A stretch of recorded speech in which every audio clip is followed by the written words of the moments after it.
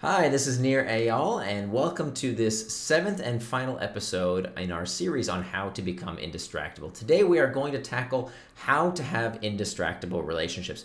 We know that our friendships, our relationships are absolutely critical for our psychological well-being. In fact, psychologists tell us that loneliness is as detrimental to our health as smoking and obesity. And so we really need to make sure that we take care of these most important relationships in our life by being fully present with the people we love. But of course, the question is, what happens when other people around the table are not indistractable? Maybe you've adopted these techniques, you've read my book, you are indistractable, but what happens if you're sitting at dinner or lunch and somebody at the table decides to take out their phone? What are you going to do?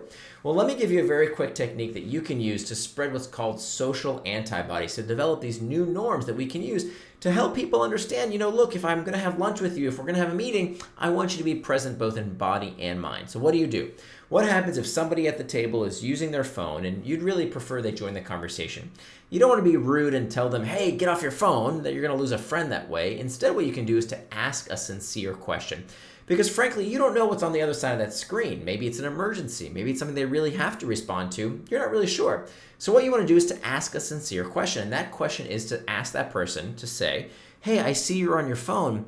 Is everything okay? You see, by asking this question, is everything okay? You give them the option to say, oh, I'm so sorry, there's this urgent matter I really need to deal with right now. Or they'll say, oh, I'm sorry about that, let me put it away. They'll understand what you're hinting at and they'll rejoin the conversation. Now, what do we do about having our most intimate relationships when it comes to our spouses, our husbands, our wives? What about how do we become an indistractable lover?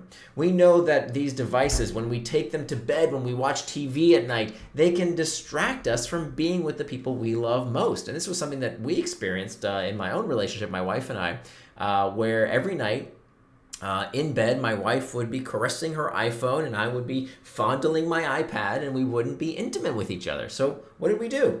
We simply used the Indistractable model. We went through the 4 steps of the Indistractable model. We mastered our internal triggers, trying to figure out what were we avoiding? What were the sensations? Was it the stress of what was in our inboxes that was driving us to check our devices? Was there a better way to deal with that discomfort? That was the most important step.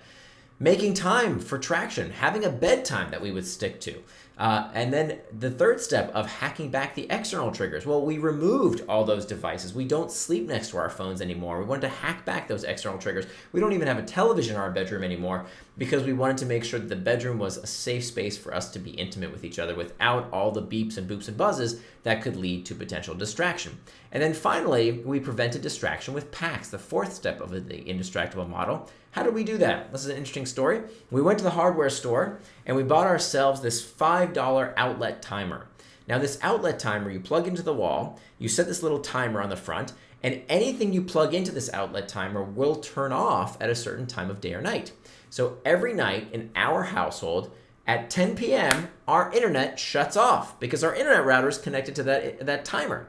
So 10 p.m., we know internet's off. We can't use our device even if we wanted to. And this was an incredibly effective technique that we used to make a pact, to make a pre-commitment with ourselves that we were going to go to bed at 10 o'clock and not use any other devices. So this is how we can use the Indistractable model as part of these to help us have indistractable relationships.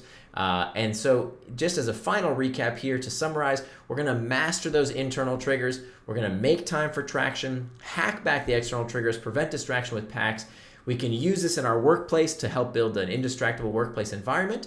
We can raise indistractable kids, as we talked about in the last video. And then finally, in this episode, we can have indistractable relationships. And of course, to do that, we're going to use this very same model that we've talked about extensively throughout the course, the Indistractable model, these 4 basic steps. So I hope you'll revisit that, as well as please follow me on LinkedIn, reach out to me on my blog as well. My blog URL is right there, nirandfar.com.